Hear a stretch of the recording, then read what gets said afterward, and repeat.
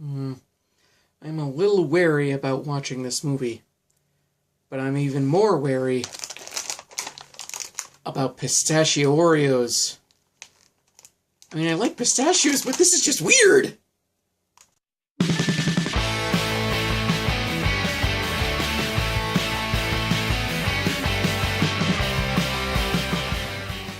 So earlier this month, my brother and I went to see Ant-Man and the Wasp, but there was a problem about halfway through, and we lost maybe a couple of minutes. So they gave us some passes for a free movie, and I spent it on Teen Titans Go to the movies.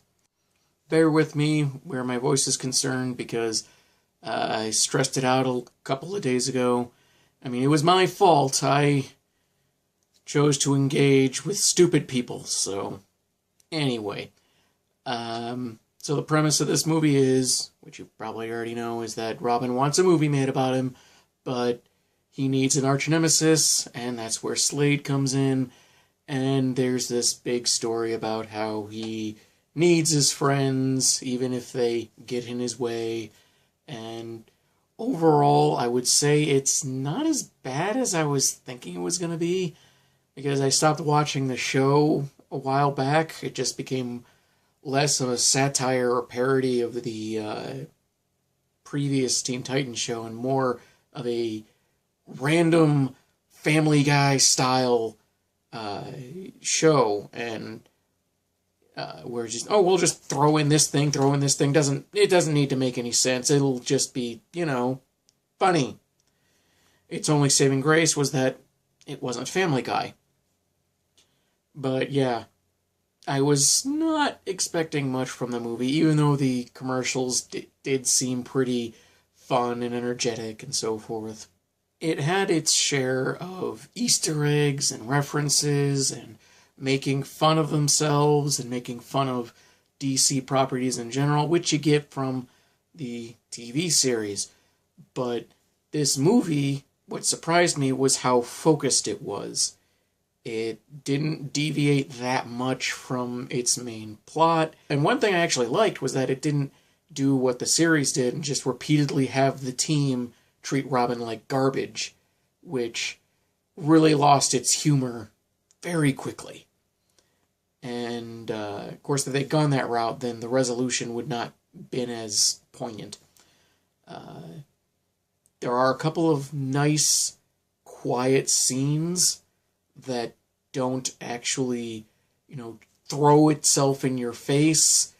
Like, there's an opening song where the Titans are introducing themselves, and I think I didn't really like it that much. Nothing necessarily wrong with the music itself, but it just seemed like it was like forcing you to pay attention to it, rather than having much more of a purpose than them telling you who they are, which I get is kind of part of the joke to some degree, or it's, a movie, so anyone not familiar with these characters would possibly benefit in a loose sense of the term. They do use it again later on, but in a much easier way, not an easier way, but, in a way that isn't quite so distracting, I guess. There are several other songs original to the movie. One in particular is meant to be self-aware.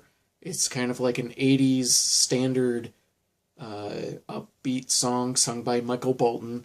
And in that, it's kind of fun, but still doesn't feel necessary. There's a couple others that didn't seem to need to be in there, but there's one that actually works in that it has Robin saying what he wants in a movie about himself, and it's done fairly well. It has a purpose in the story, but in that this is not a musical, it's still kind of like a random song in a kid's movie. They do delve into that whole butts humor, poop humor, because there's a point where Robin keeps telling the Titans to stop pooping in a prop toilet, and they keep using the word poop over and over again. And it's that kind of exhaustive humor that is one of the things that just kind of got me to leave the show. And there's a weird fixation on butts. I mean, I get this is a kid's movie, but still, there's a scene where they go back in time, and really the scene ends up being kind of pointless, even though it has a few jokes in it that aren't that bad. One gets a little darker than you'd expect, but so they go back in time, and so there won't be any other superheroes besides them to have movies made about them, which is weird considering, without Batman, there'd be no Robin. They go to Krypton, and they save the planet using dubstep. And that would not be so bad if they didn't have little baby Superman dancing. And a close-up of his butt while he dances to dubstep. What were you thinking, writers? They're not human, I tell you!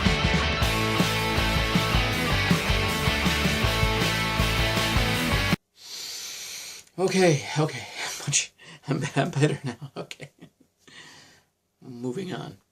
They pretty much undo their time travel stuff because screwing with this time-space continuum didn't fix anything, didn't do any good, which could very well be a jab at the comics, for obvious reasons. And Slade they face Slade a couple of times, and the second time they face him, they're actually doing some decent fighting. And it's part of why I thought that the show was not so bad in the first place. Yes, it was a parody. Yes, it wasn't exactly like the old Titans, but it was its own thing. And every so often, though granted it was rare, they would do something that's like, oh, that was kind of cool. That could be a cool thing if it was in an actual, action-oriented cartoon or movie or what have you. And they have several of those types of things when they're fighting Slade for the second time. And so it's a Teen Titans Go movie. That's undeniable, but it does have some improvements on the show, but it's not going to change your mind on it. It's not going to make you want to watch the show. It's not going to make you love it when you hated it, and if you already love it, then you're probably already going to go see it. So I think overall, as a movie, it wasn't bad. It wasn't great. It did some things pretty well as far as a standard movie plot goes. There's a point where Robin's in a collapsing building, and while he's going to make it out okay, there is kind of this sense of peril that they do pull off well enough for what the movie is. There are some jokes that they do play a little too long, like the fart joke with the balloon monster. But there is some humor that is done very well. There are a lot of, nice little Easter eggs and references to look at, just like with Go, but obviously on a much larger platform.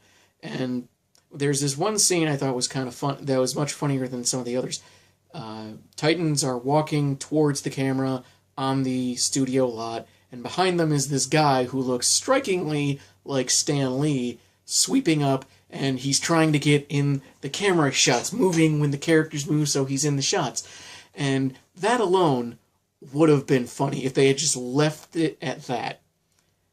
But then the guy runs up and says, "Hey kids, it's me, Stan Lee, in one of my oh-so-subtle cameos." And that was just funny. That was admittedly much funnier. But then he skedaddles once he finds out he's in a DC movie. There are only two reasons to want to see this movie. You're already a fan of the show, or morbid curiosity. Case in point.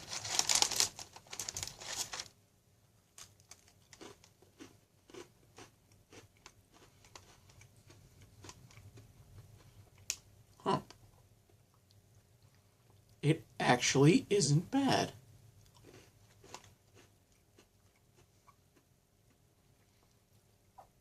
It's a curious flavor. Mixture of flavor. Haven't gone blind. So those are my thoughts on Teen Titans Go to the movies. If you liked it, you hated it, leave a comment below, so long as it's civil, and I'll see you later.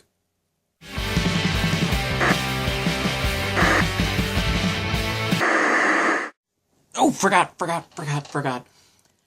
There is a scene just after the credits start rolling, for real, where it's a staticky transmission. You can tell who the voices are, and when it clears up, there's the whole Teen Titans group, as they were in the previous series, saying they think they found a way back. Fulfilling, it seems, that promise made by Greg Sipes and Tara Strong and others that the 6th season revival will be happening in tandem with the 6th season of Teen Titans Go.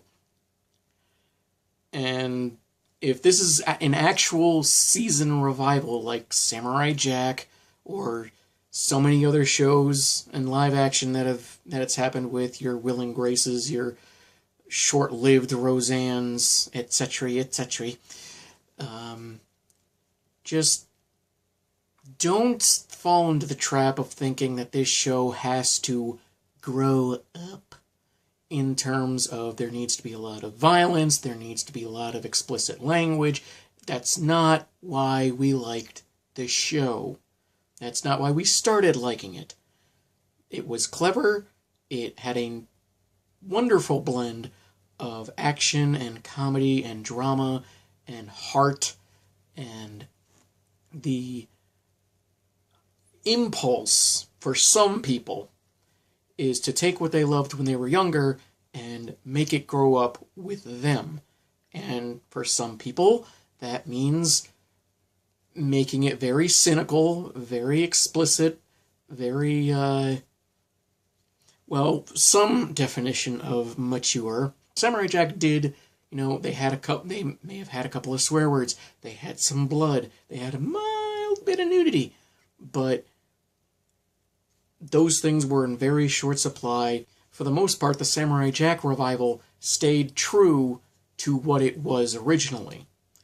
It got into some deeper stuff, but it didn't really lose that charm of the initial 4 seasons. And trying to do that with Teen Titans could be even trickier if they can get everyone from and not just the voice actors, but there are also the creatives behind the scenes that made that show as good as it was. And some of them did stay on to do Teen Titans Go, but others have gone elsewhere. They could conceivably come back. Not Andrea Romano, because she's retired. Let's just say I'm not dreading a 6th season, but I'm not exactly jumping up for joy, because for all we know, this could result in a complete, like a 15-minute parody episode of Go, and that's it. But I don't think they're going to do that. At this point, they've gotten people's hopes up too high that if that was the case, they would face such unbelievable backlash, it would not be funny. But we'll wait and see. So, yeah, for real. I'll see you later. # still better than Batman v Superman.